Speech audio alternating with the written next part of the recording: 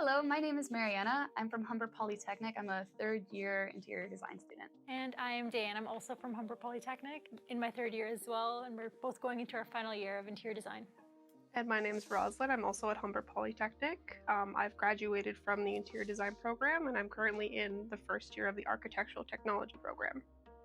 Awesome. So we just wanted to go ahead and discuss who we are, what we think about architectural competitions, as well as just very high level, what are our thoughts on the competition that we just completed.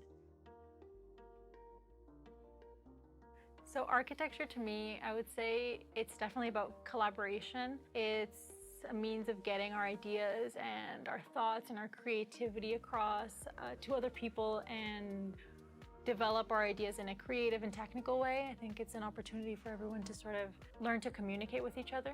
Yeah, I think architecture, it carries a lot of power, and I think it carries a lot of responsibility because we live inside and indoors for the majority of our life.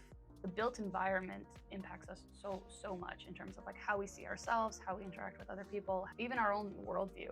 As interior designers and architects, we have a tremendous responsibility to be able to create a place for good. I think collaborating with other young professionals and other people is really valuable because you come out of it at the end learning something from them, maybe seeing it in a different perspective, but there's also the opportunity to, let's say you know something in some area that another person doesn't. So you're able to share that information and your knowledge with someone else, which I think is very valuable. I guess the main reason why I would participate in architecture competitions is to not only just challenge myself in my own abilities and the areas that I would want to improve on, whether that's in concept or in understanding more theories or the practice of collaborating with other people. I think that's just like beyond the skill of what do we need to do for this competition. It's also like managing your time. There's a lot of other skills that are more common in the field once you're outside of school and you're doing things with other professionals that go beyond just meeting the brief and meeting the rules. It's about kind of collaborating and listening to other people and knowing how to, set your timelines and meet dates and also get your ideas across.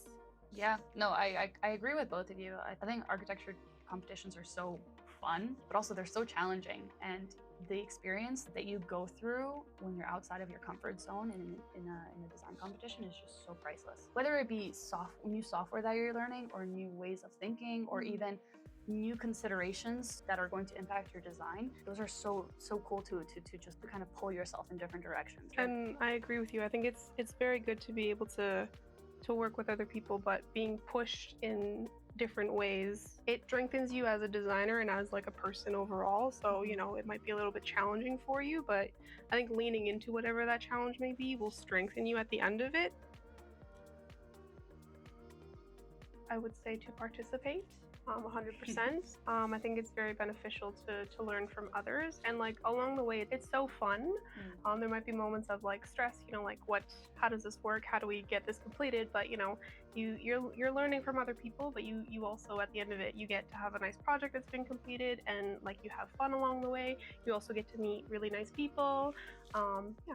I would say if you're on the fence whether or not you should participate, I mean, like, you don't really have anything to lose. I think you get more than, honestly, than sometimes what you would just if you do something in school. You have the opportunity, if you go into it with a good mindset, of making good connections and taking your project further. I think at the end of the day it comes down to you and your enthusiasm, your motivation to do something, and the effort you put into it.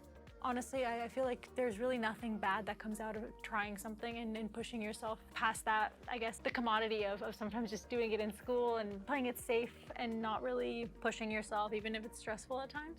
Yeah, I really resonate with both of your answers. I think worst case scenario, you're like, okay, it was a learning opportunity. I'm not really proud of my product, but I still learned a lot of things, and I learned more about myself as well in the process. And the next product in return is actually just going to it will turn out so much better because you can lean back on what went wrong or what you've learned from that experience. Okay, so I think that concludes our conversation on the project as well as who we are. And I hope you enjoyed it. Thank you for listening, and thank you for giving us your time. Bye.